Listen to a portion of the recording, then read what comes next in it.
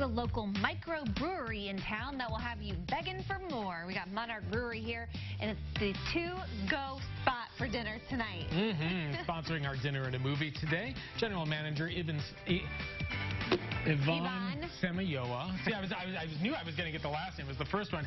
Yvonne Semayoa and Executive Chef Joe Zaransky. It's good to have both of you here. Thank you for having us. Thank you. Let's talk a little bit about Monarch. It's so great to see the distance you guys have come. I went out and saw you right when you were remodeling the church, right? Yeah, it was a complete remodel from what it was to what it is now. It's incredible what they've done. But this really signature building and a great place in town and doing some great things with beer, right? Absolutely, yeah. We brew everything in-house.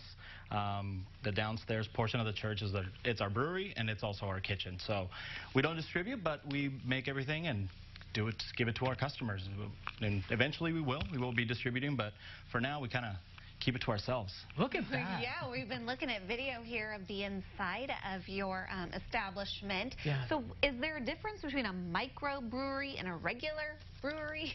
Absolutely. So microbrewery, you have to brew a certain amount of beer to be called a microbrewery. A regular brewery like your Budweiser, Bud Light, or things like that, they brew in the hundreds of thousands of gallons a day, and we only do the batch is micro by comparison. Exactly. Yeah. Exactly. Yeah. So what did you bring with you? Brought a couple of two of our 12 on draft right now. This is called False Alarm. It's named after the fact that our kitchen kept setting off our alarm system in the beginning. It's a pale ale that we brew in-house, and then also the Dirt Doggy Milk Stout is one of our #1 selling beers. What's a milk stout? A milk stout is it's like your traditional stout, but it's brewed with lactose. Oh. Really? Okay, well, yeah, but you should pour us one. Sure. Well, he's by doing that. Joe, talk to us about the food here, because this looks like your gourmet pub food, not just your typical, That it is. nuts and pretzels out on the counter. One of the things that I started doing when we first got there, is taking the spent grain from the brewing process. Right now we give most of our grain away to the local farmers, but I wanted to do something and incorporate into the everyday menu. So what I did is I started making these spent grain sweet rolls that we put on the bread basket. We do our own, the baking that we do our whole bread basket. So we do the spent grain rolls, we do a ciabatta roll, and I also do a grissini style breadstick. And then These? No, these are our pretzels.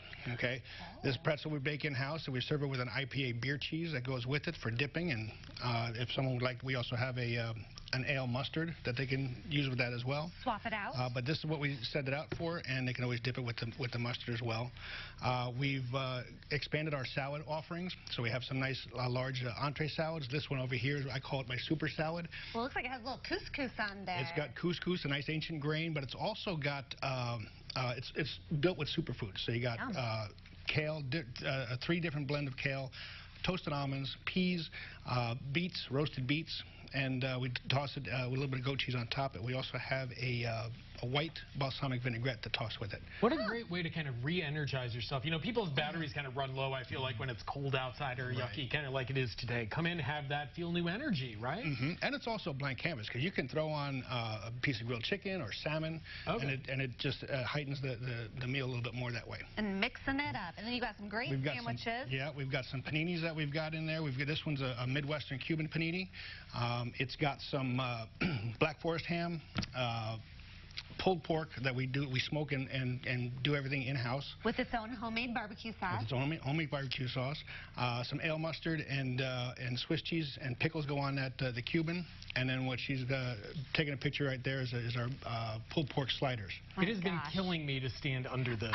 Right now, can I say? We've got a couple other pictures to show you, but in the meantime, maybe you want to order some of what you're going to see in these pictures at Easter brunch, and you guys are doing something special. Absolutely. We're doing an Easter brunch buffet, and it is reservation only, because we have so many people that are very excited, because it's going to be amazing. As you see, Joe does great things with our food, and our Easter brunch buffet is going to be amazing. Okay, well, let's talk a little bit more about that coming up, as well as trivia night.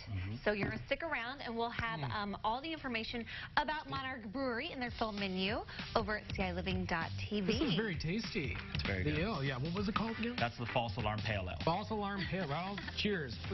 Quench the fire.